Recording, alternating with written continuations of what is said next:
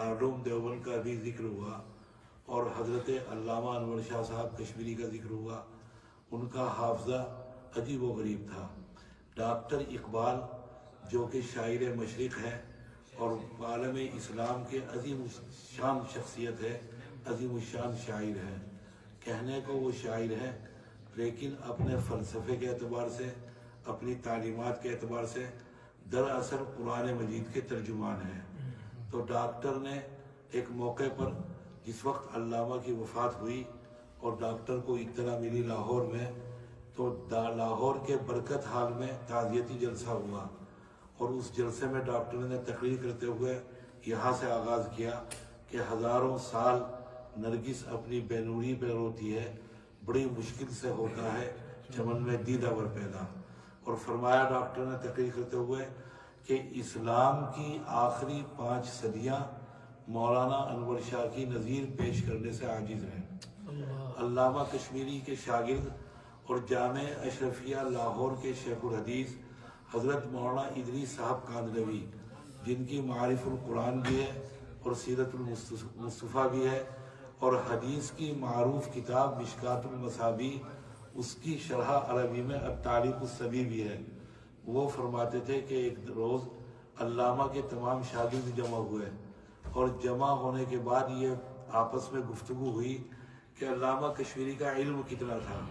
آپس میں بات کرتے کرتے یہ فیصلہ ہوا کہ اسلام کی آخری 500 سال میں جتنے علماء پیدا ہوئے کل دنیا کے اندر، ان سب کا علم اگر جمع کر دیا جائے تو انور شاہ کے علم کی زکوٰۃ بھی ادا نہیں ہوگی. یہ اللہ تعالیٰ نے علم عطا فرمایا تھا. دارالعلوم دیوبند کے شیخ الحدیث بھی تھے اور صدر المدرسین بھی تھے. وہاں کی شورا میں نامور شخصیات تھی دارالعلوم کی ایگزیکٹو باڈی میں اور اس کی شورا میں.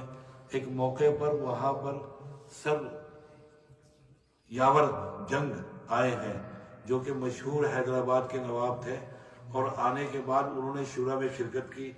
وہاں پر دارالعلوم کی جانب سے ان کی ضیافت کا اہتمام تھا، دعوت کا اہتمام تھا. کھانے میں سر یاور بیٹھے ہوئے تھے اور برابر میں علامہ کشمیری کے.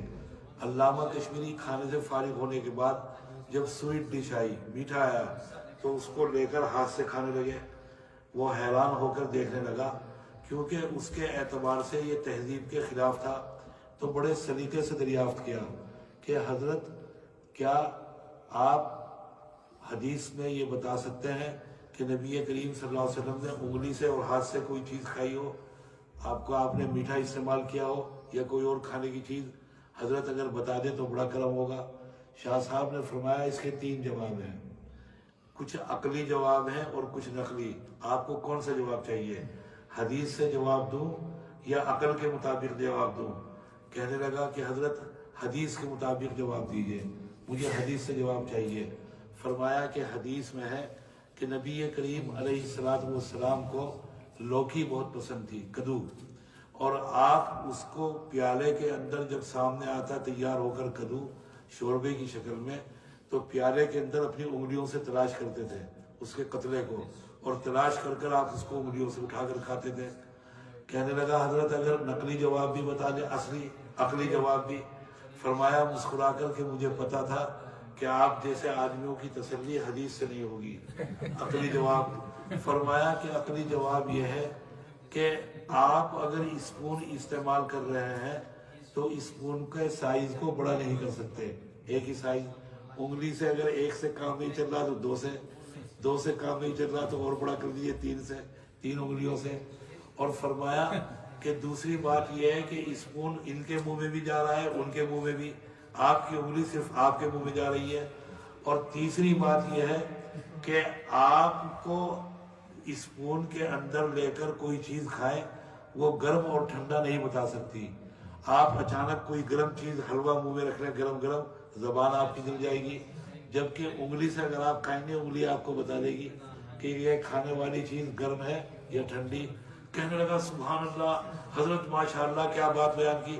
کہا کہ بہت سطحی باتیں ہیں، عام سی باتیں ہیں، غور نہیں کیا جاتا، یہ آپ کو عجیب لگ رہی ہے. تو یہ حضرت علامہ کشمیری. بہرحال فرمایا کہ